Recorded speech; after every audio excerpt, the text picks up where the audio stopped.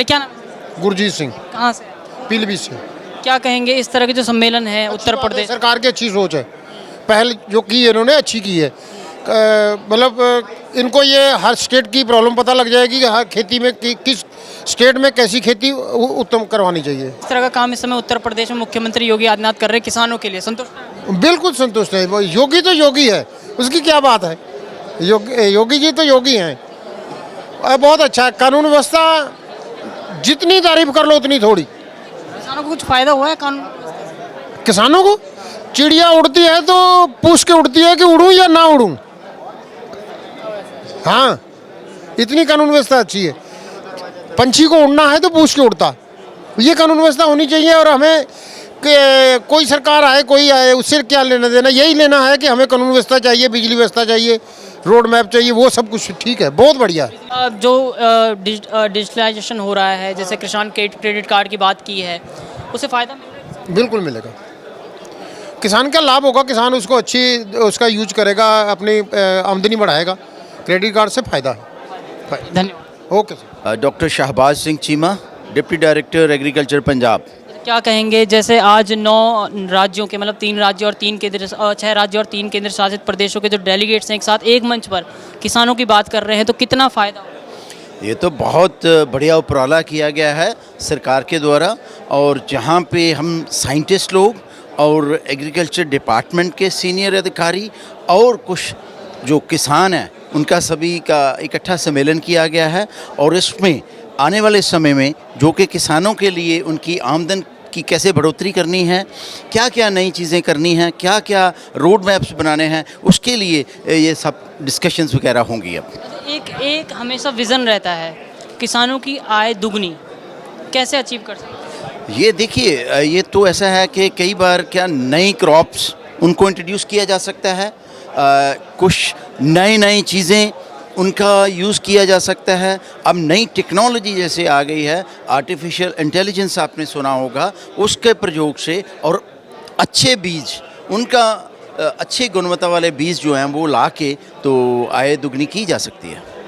ये बताइए कि अब जैसे मॉडर्नाइजेशन हो रहा है, चाहे ड्रोन का इस्तेमाल हो खेती में या फिर एआई की आपने बात की है, कितना फ़ायदेमंद है और किसान इसको किस तरह से अपना रहा है? इसको अपनाने के लिए मतलब किसानों को किस तरह से प्रेरित कर सकते हैं? ये देखिए, अभी शुरुआती दौर में ये महंगा है, लेकिन जब इसकी इम्पोर्टेंस, क्योंकि लेबर जो है आने वाले समय में लेबर एक प्रमुख समस्या आने वाली है इन आगे, तो लेबर कॉस्ट जो बढ़ती है, तो हमारा यहाँ के इस मंच में आज भी हमारा एक विषय ये भी है कि कॉस्ट कैसे कट करनी है और बढ़ोतरी करनी है अपनी इनकम की। वो तभी हो सकता है अगर हम ये आर्टिफिशियल इंटेलिजेंस जो लेटेस्ट टेक्नोलॉजी का यूज़ करके, तो ये हो सकता है। हाँ, अभी थोड़ा सा जो इसको यूज़ है वो कम सतर पर हो रहा है क्योंकि महंगा है, लेकिन आने वाले समय में ये हो सकता है। और हम चाहते हैं कि किसान अलग अलग समय पे अपने एक सामूहिक ग्रुप बना के ऐसी चीज़ें जो है वो ख़रीद के तो वो सामूहिक पद्धर पे इस्तेमाल कर सकें।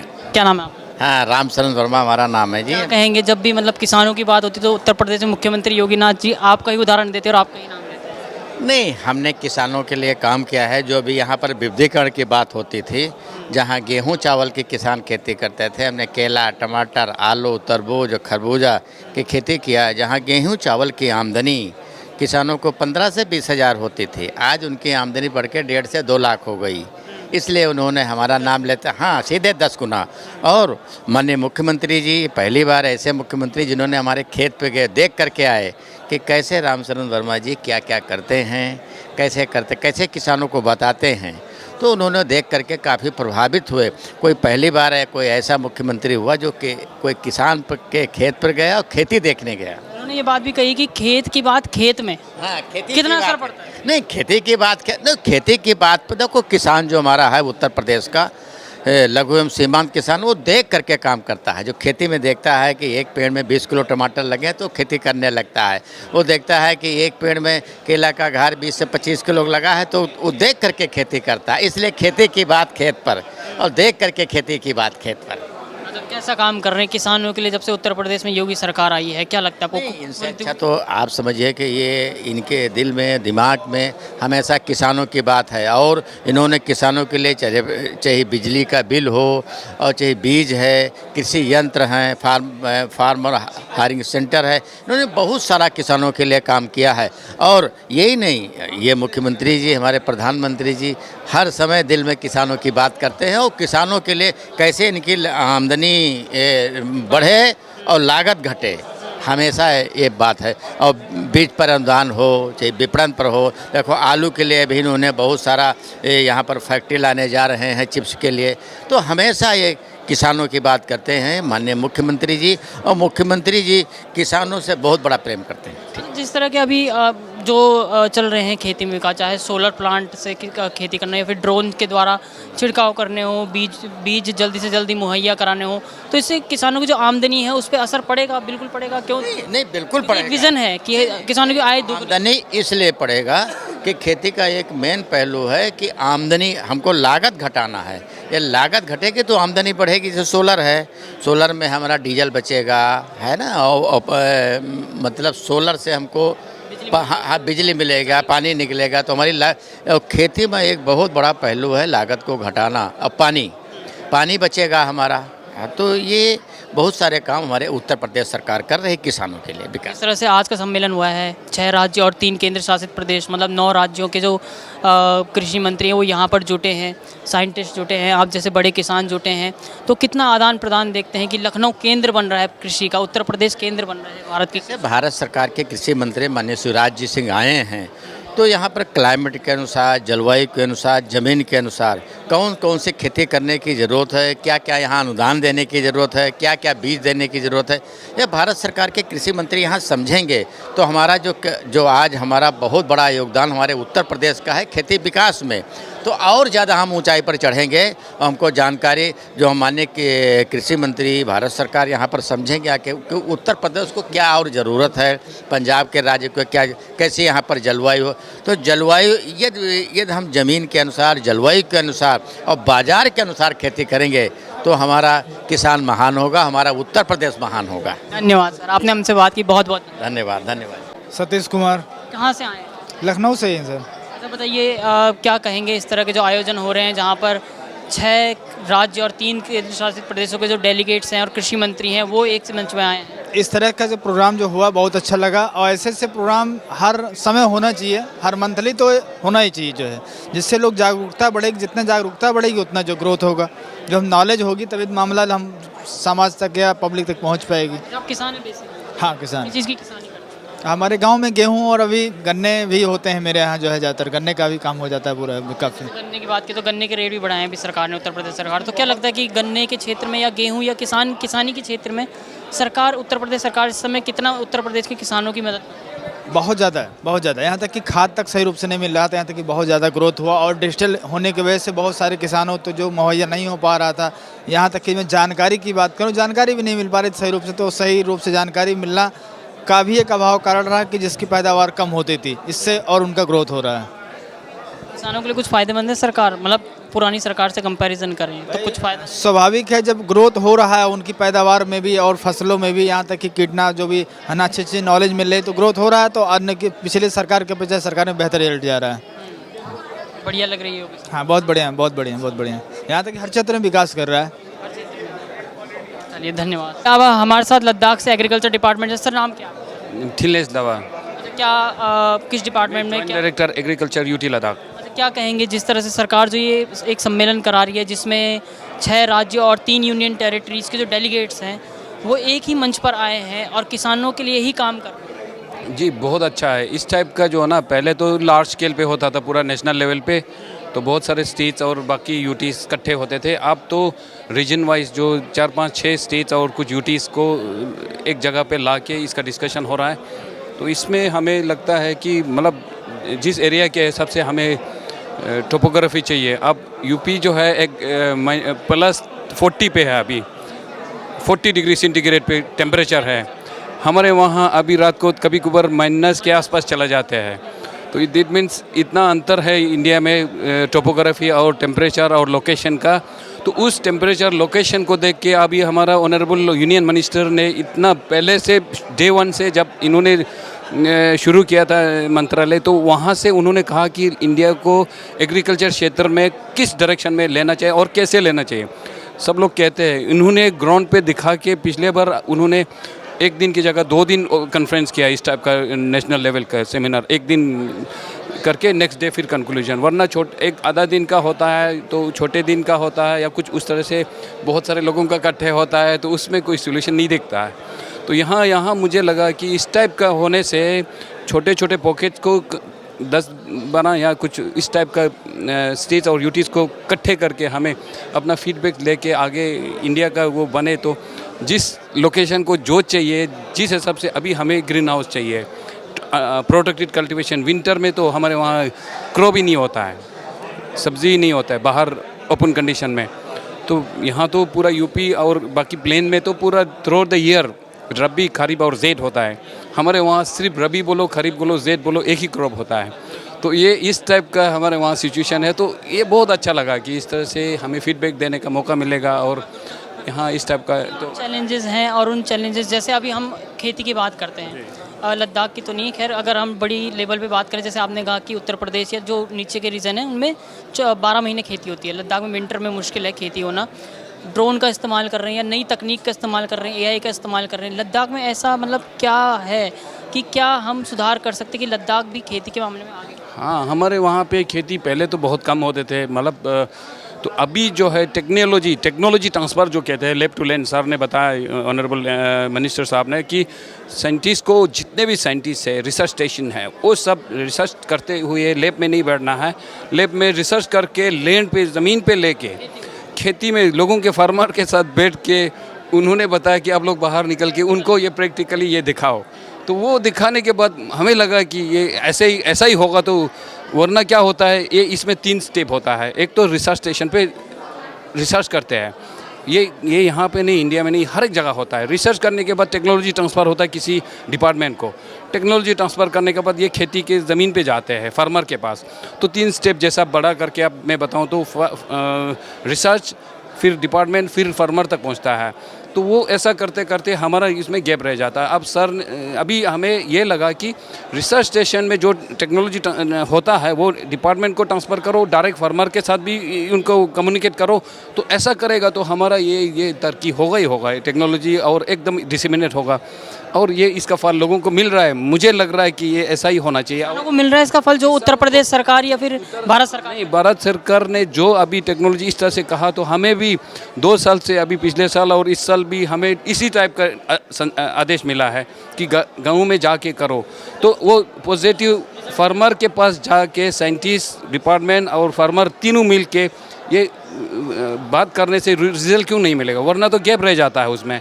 तो ये जितना ग्राउंड पे होता है वो डायरेक्ट रिसर्च स्टेशन पे पहुंचता है। तो मुझे लगता है इसमें 2 राय नहीं, अगर इस सिस्टम को आगे हम सब, खासकर फार्मर लोग, मैं फार्मर जितने भी इंडिया में है उन सब को रिक्वेस्ट करूंगा, क्योंकि हम इंडिया के या देश के या कंट्री के, वर्ल्ड के जितने भी लोग हैं उनको खाना खिला रहा है।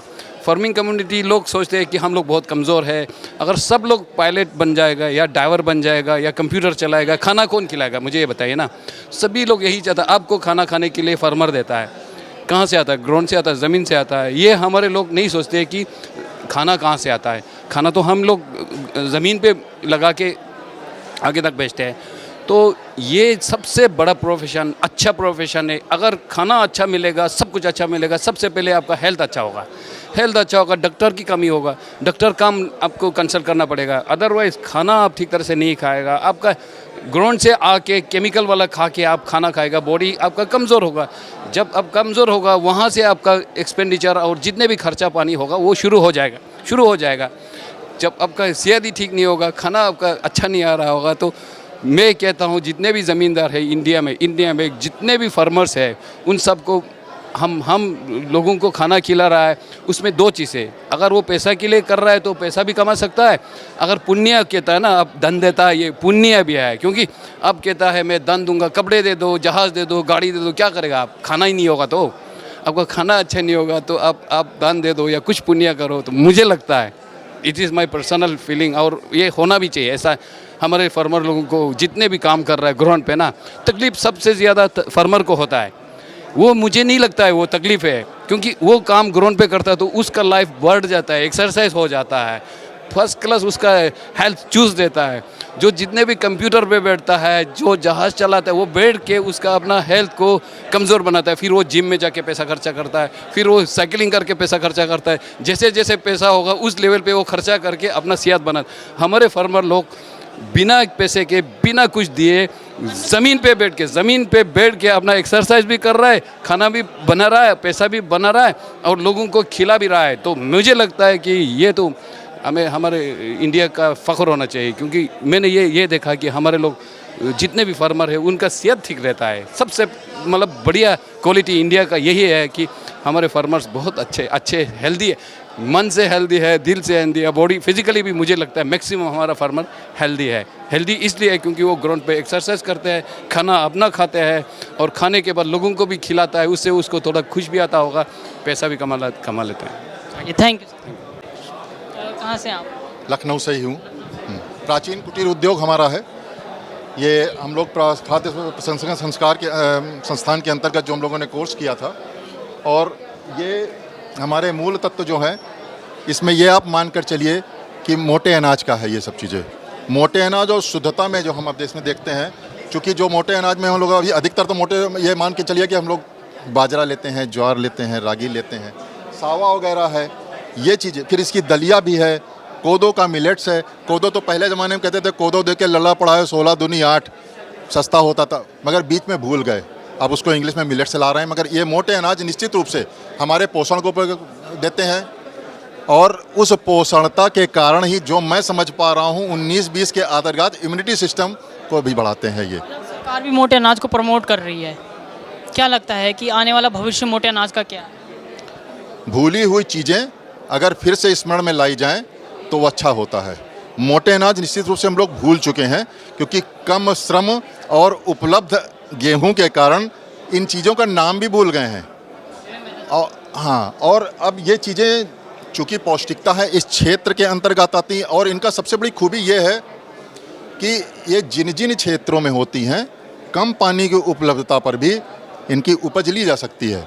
इनमें खरपतवार कम होता है, इनमें उर्वरक कम डालना पड़ता है, इनमें श्रम कम है और चीज़ें मिलती हैं। फिर जब इनके इंटरनल आप गुणों को देखिए तो हमारी पौष्टिकता मिल रही है। कह सकते हैं कि किसानों की आय दुगनी करने के लिए अगर किसी को करना है तो मोटा अनाज, अगर हम टेक्नोलॉजी तकनीक को स्वीकार करें, चीज़ों को स्वीकार करें, अपना जनमानस बदलें, तो 2 गुनी से ज़्यादा भी हो सकती हैं, नहीं तो फिर नीचे भी आ सकते हैं। हमको भी स्वीकार करना पड़ेगा कि अगर मैं किसान हूँ तो मुझे कुछ धीरे धीरे बदलना पड़ेगा, और उस बदलाव के दौरान कुछ संक्रमण काल ऐसा होगा जो मुझे समझ में नहीं आएगा कि हाँ मुझे घाटा हो रहा है। हाँ, क्योंकि हमारी ज़मीन ऐसे हो चुकी है, सॉइल ऐसे हो चुकी है, अगर उनको उर्वरक देते हुए, जो वो उर्वरक वैसे हैं जो रसायनों से युक्त हैं, ठीक है ना, उन रसायनों में भी मिलावट होने लगती है, तो वो हमारी चीज़ें नहीं मिलती। मगर जब हम नेचुरली आ जाएंगे, प्राकृतिक रूप से आ जाएंगे, समय ज़रूर लगेगा मगर चीज़ें मुझे मिलेंगी। पैसा अगर हमें कम भी मिल रहा है, थोड़ी देर के संभव हो सकता है, हमारी सेहत तो बेहतर रहेगी। सेहत बेहतर रहेगी तो क्या उससे समाज और किसान समाज, आखिरकार 60-70%, 75% किसान अभी भी खेती करते हैं, भारतवर्षीय कृषि प्रधान देश है, तो समाज फिर उतना बेहतर होगा, उसका धन जो हमारी चिकित्सा में हो रहा है वो नहीं लगेगा। ये चीज़ें निश्चित रूप से काम करेंगी। अब बात करें उत्तर प्रदेश सरकार की, योगीनाथ सरकार की, तो जब से सरकार आई है तो लग रहा है कि किसानों के लिए कुछ फ़ायदेमंद हो रहा है। निश्चित रूप से एक छोटा सा मैं उदाहरण लेता हूँ। पिछले 5 साल के दौरान, 7 साल के दौरान छोटा पशु जो थे बहुत होते थे, और ये पशु छुट्टने, ये हमारा धन है, पशुधन है। अगर आप पशुधन को लीजिए तो गाय वगैरह हैं, मत्स्य पालन है, आजकल तो सरोवर भी बन रहे हैं, क्या ये चीज़ें सपोर्ट नहीं करेंगी? बकरी पालन है, मुर्गी पालन है, ये चीज़ें सपोर्ट नहीं करेंगी। हाँ, छुट्टा जो जानवर रहते थे वो कुछ समय ऐसा आया कि लगता था, किसान को भी लगता था कि मैं खेतों में बाढ़ करना है, मुझे पैसा लग रहा हूँ, मगर अभी तो मैंने गांव में भी इंटरेक्ट किया हुआ है, चर्चा की है, उन बाढ़ों में पहुंच गए हैं जानवर। हाँ, अब उसी अनुसार हमको समाज को भी देखना पड़ेगा और सरकार को भी, कि जिसमें हमें उनके खाने पीने के रहे उनको, और हमारा नज़रिया जो पशु जो है पशु ही नहीं है, वो हमारे सहायक हैं हर प्रकार से, चाहे वो मल मूत्र देते हैं, चाहे वो हमारे खेती में उपयोग होते हैं, चाहे हमें अब नॉन वेज के लिए अगर आप जाइए तो मुर्गी पालन के द्वारा, मत्स्य पालन के द्वारा ये हमारे जो रिक्वायरमेंट आहार की वो पूरी करते हैं। मेडिसिनल भी इनमें बहुत सी क्वालिटी रहती हैं। और फिर इकोसिस्टम हमारे भूमि तत्व को ये संतुलित रखते हैं, निश्चित रूप से काम करेगा। हमें तकनीक भी स्वीकार करें, पुरातन ज्ञान है उसको भी हम लें, सबका संतुलन बैठावें, सकारात्मक रखें, निश्चित रूप से बदलाव होगा।